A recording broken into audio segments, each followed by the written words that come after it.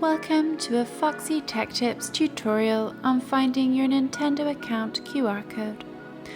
If you find this tutorial helpful, please consider subscribing to my channel and liking the video. From the home page of the Switch, tap on your profile icon in the top left corner.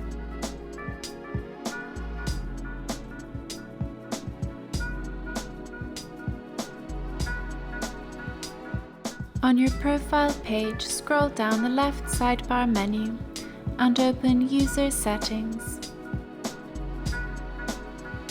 At the bottom of the User Settings, tap on Display QR Code for checking in. You will now see your Nintendo account QR code. And that draws an end to this tutorial.